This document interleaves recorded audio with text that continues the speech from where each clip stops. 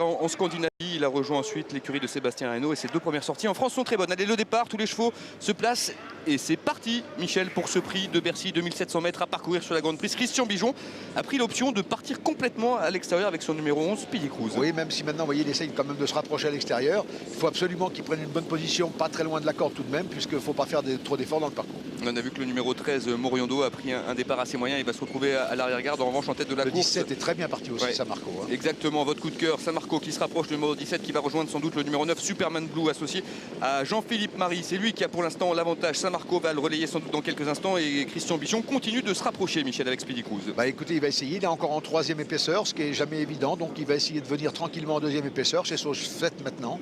Il va se retrouver donc dans une position tout à fait correcte, même si bien sûr il a pour l'instant le nez au vent, comme on dit. Allez, les concurrents passent devant les tribunes, un peu plus d'un tour de la grande piste à parcourir. Le favori, le numéro 17, Samarco et Sébastien Hinault. Pour l'instant, l'avantage à l'extérieur, c'est Speedy Cruise, le numéro 11 qui vient en deuxième position devant le numéro 9, Superman Blue, qui se retrouve troisième le long de la corde. Des attaques à l'extérieur, notamment celle du numéro 16, Shérif de Silly, qui est effaré des 4 pieds aujourd'hui, alors qu'on a vu une petite hésitation du numéro 5, Seigneur de Caillou. Qui essaye aussi de venir, mais le cheval bricole beaucoup. Ouais, il est au galop d'ailleurs. Il n'est pas au galop, mais il bricole, comme on dit. Hein. Il est hop là, maintenant il est au galop. Voilà. Ouais, et le cheval a perdu pas mal de terrain sur cette petite incartade. En revanche, en tête de la course, ça va toujours très bien pour le 17, Samarco. Quel avantage à l'extérieur, c'est le numéro 16, Shérif de Silly, qui vient maintenant en deuxième position. Superman Blue, le numéro 9, est toujours troisième le long de la corde. Et on voit une attaque à l'extérieur du numéro 12, c'est Magic Club, un cheval qui nous vient d'Italie, un cheval qui vient de bien se comporter, Michel, dans le prix Ténor de Beaune. Oui, bah écoutez, le cheval vient très rapidement au niveau des chevaux-têtes.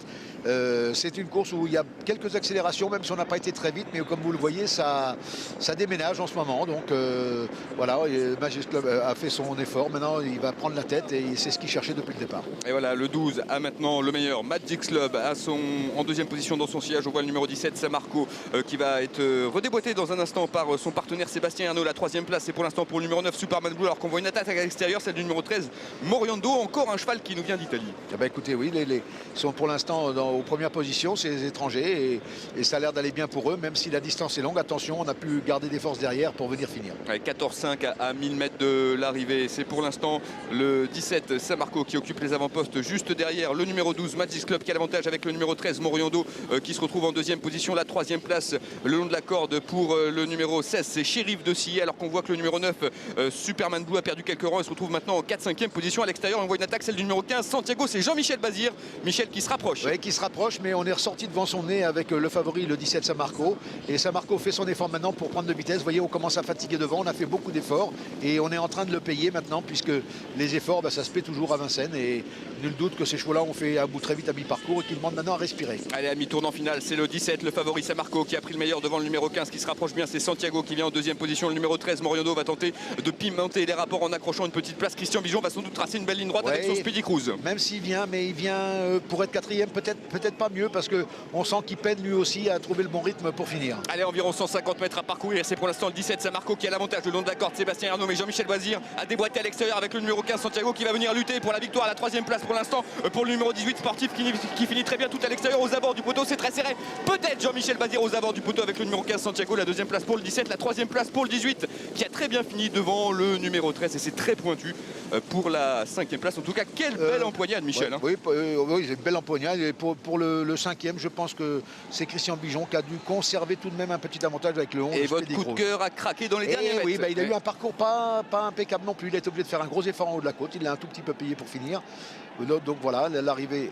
Troisième place pour Sportif, qui a très bien fini. La quatrième pour le numéro 13 et la cinquième place devrait revenir donc à Christian Bijon. Voilà, qui garde cette cinquième avec Speedy place. Cruise. Voilà. Bah, écoutez, c'est une course où on attendait des chevaux qui sont là, qui sont à l'arrivée bien sûr. Donc pas d'énormes surprises. Et Santiago, on le disait tout à l'heure, avait beaucoup de choses pour lui. Il était déféré des 4 pieds, il était bien engagé, confié aujourd'hui à Jean-Michel Bazir. Le cheval venait de faire une bonne rentrée en province. Bref, il avait toutes les conditions réunies aujourd'hui pour montrer son meilleur visage. Mais c'est un cheval qui est toujours assez difficile à cerner, un cheval qui est très souvent fautif. Oui, on le voit, hein, Jean-Michel a été extrêmement prudent dans la ligne d'arrivée. On le voit même quand il le déboîte là, il faut vraiment qu'il fasse attention. Il faut vraiment faire attention, il attend que son cheval soit bien cadencé pour faire le dernier effort pour venir passer son adversaire. Mais même encore là, vous voyez, Jean-Michel fait le minimum, hein, il fait que de contrôler son cheval qui a une petite réserve supplémentaire, ce qui lui permet de venir dominer le favori. La belle note, Michel, c'est peut-être la belle fin de course de Sportif pour prendre la troisième place. Sportif court très bien, il a fait une très belle fin de course et le cheval Christian Bijon a montré ses limites lui, donc pas de surprise de ce côté-là. On pensait que ça serait un petit peu plus dur aujourd'hui.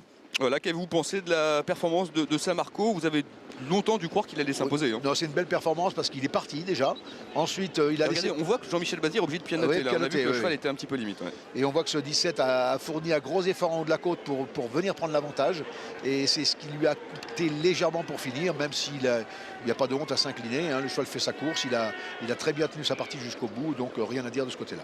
Oui, c'était seulement la deuxième sortie de sa carrière ici à Vincennes. Oui, hein. Donc oui, c'est vraiment un cheval qu'il faudra suivre dans les semaines à venir. Sans doute un futur lauréat en puissance, Santiago. C'est bien ce qu'il a fait. Jean-Michel Bazir, vous l'avez dit, il a dû pianoter, mais on a le sentiment qu'il a vraiment eu le meilleur des parcours. Il a pu attendre avec ce cheval. Et puis c'est vraiment un cheval typé 2700 mètres grande piste, quoi. Un cheval qui est très tenace, hein, très dur, sûrement pas facile à driver, mais beaucoup de rudesse et beaucoup de tenue. Donc c'est là-dessus, hop là, et appuyé après le poteau, fallait vraiment pas grand-chose, hein, parce que c'est vraiment un cheval assez compliqué. Allez, on regarde cette magnifique vue avec la victoire de ce numéro 15 Santiago qui met une nouvelle fois à l'honneur la grande réussite du tandem Jean-Michel Baudouin, Jean-Michel Bazir. Ce sont deux hommes qui s'entendent très bien. Ah oui, c'est un tandem redoutable dans toutes ses courses. 15, 17, 18, 13 et 11, c'est donc l'arrivée provisoire aujourd'hui à Vincennes. Vincent et Michel, merci. Demain